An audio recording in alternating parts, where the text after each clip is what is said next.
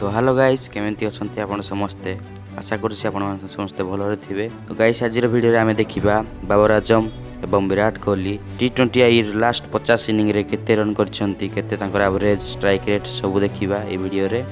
तो वीडियो को प्लीज शेष जाए देखिए ताले जानी परिबे लास्ट 50 इनिंग्स रे विराट कोहली आ बाबर आजम केते रन करछंती केते स्कोर करछंती चलंतु देखिबा।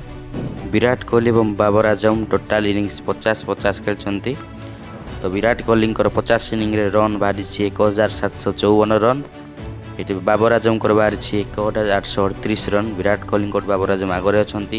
तो स्ट्राइक रेट देखा विराट कोहली 140.75 आ Babar Azam strike rate 131.05।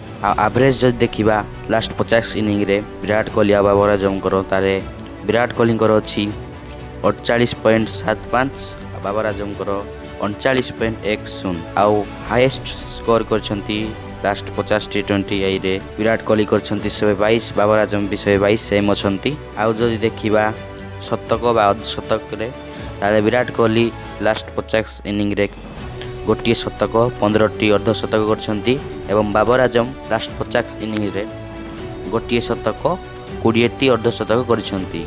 Man of the match Virat Kohli 4 थर पाइछंती बाबर आजम भी 4 थर पाइछंती सेम अछंती। आईसीसी रैंक रे विराट कोहली नंबर 29 नंबर अछि किंतु एठी बाबर आजम नंबर 2 रे अछंती। विराट कोहली को बहुत आगुआरे अछंती आईसीसी रैंकिंग रे। तो गाइस जदि वीडियोटी भलो लागिला जदि वीडियोटी भलो लागिला ताले प्लीज गोटे लाइक भी कर देबे ताले प्लीज हम चैनल को सब्सक्राइब कर देबे।